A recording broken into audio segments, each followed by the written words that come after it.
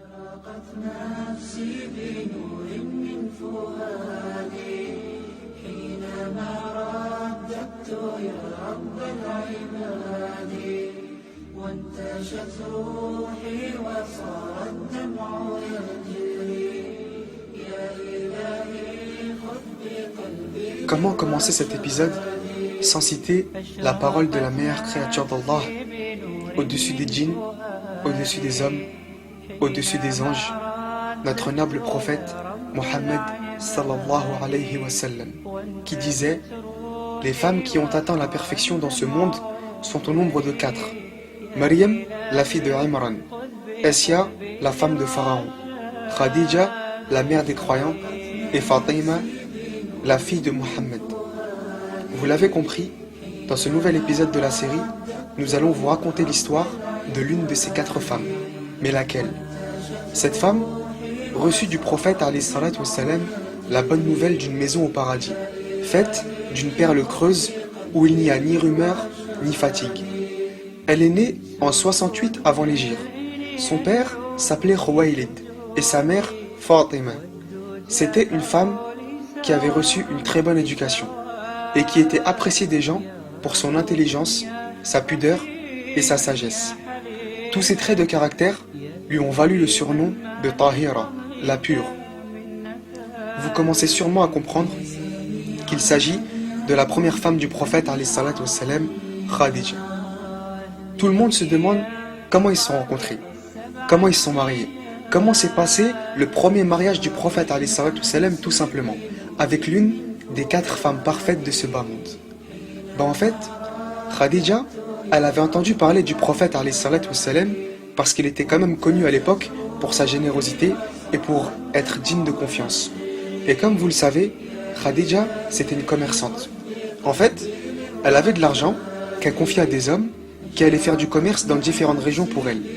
Un jour, Abu Talib, l'oncle du prophète alayhi salatu wassalam, il lui dit: franchement, en ce moment, les temps ils sont rudes. J'ai plus trop d'argent. En gros, c'est la haisse quoi. Donc si Khadija, elle vient te voir pour te proposer du travail, mets en avant tes qualités et fonce. Donc, c'est ce que le prophète alayhi salatu wassalam, il a fait. Et Khadija, elle lui a confié de l'argent pour qu'il aille commercer au Shem, la grande Syrie. Alors le prophète alayhi salatu wassalam, il prend la route avec un jeune esclave de Khadija qui s'appelait Maïsara. Et ils se rendent au Shem pour faire du commerce. Une fois arrivé là-bas, le prophète alayhi salatu wassalam, il a vendu les petits trucs avec quoi il était venu et il a acheté d'autres choses pour Khadija. Après avoir fait leur petit business, ils ont repris la route pour la Mecque.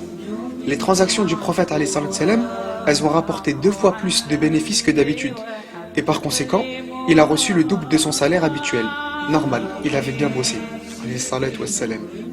Après, Maïsara, il a vu comme quoi le prophète alayhi salatu wassalam, il était opérationnel, il était mashallah. En même temps, c'est normal, il avait voyagé avec lui. Donc Maïsara, il a raconté à Khadija comme quoi le prophète alayhi salatu wassalam, il avait vraiment un caractère extraordinaire et beaucoup de qualités. Alors Khadija, elle en a parlé à une amie à elle et elle lui a dit que voilà, en gros, elle s'était attachée au prophète alayhi salatu wassalam. Donc, son amie, elle en a parlé au prophète alayhi salatu wassalam, elle lui a dit voilà, t'es d'une bonne famille, t'es réputé pour ton bon caractère, tout ça, en plus t'es assez âgé, pourquoi tu te maries pas?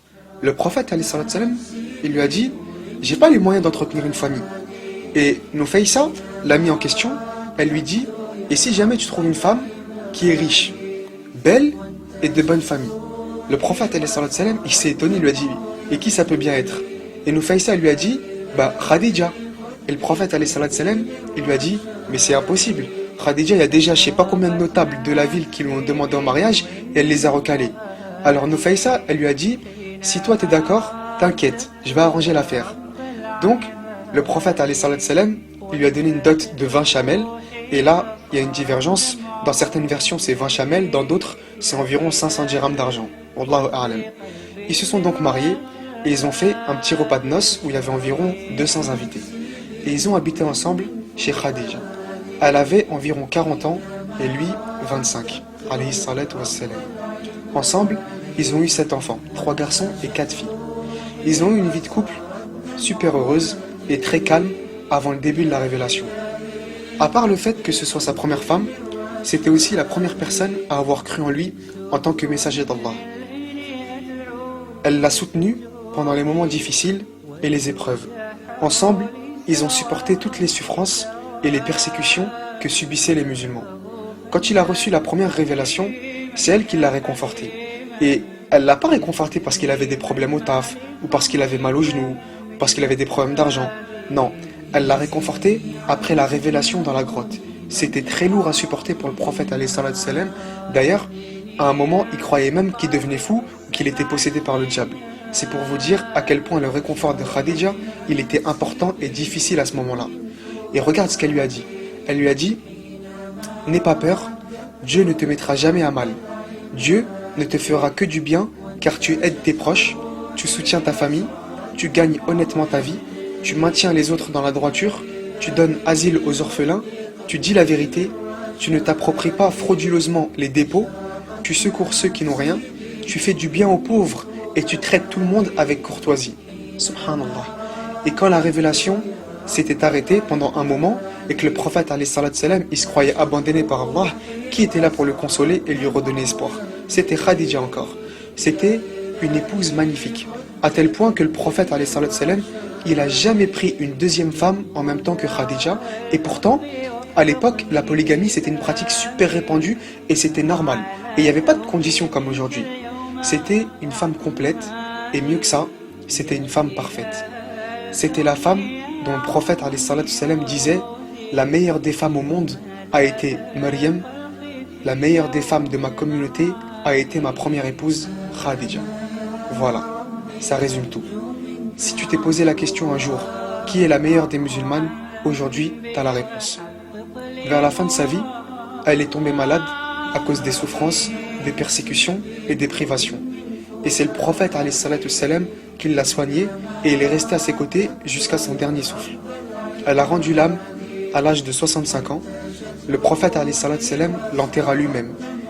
Et au même moment, son oncle Abu Talib mourut.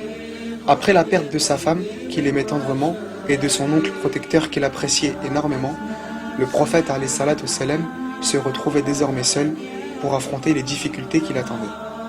هذا ما أعلم والله أعلى وأعلم سبحانك اللهم وبحمدك أشهد أن لا إله إلا أنت أستغفرك وأتوب إليك والسلام عليكم ورحمة الله وبركاته.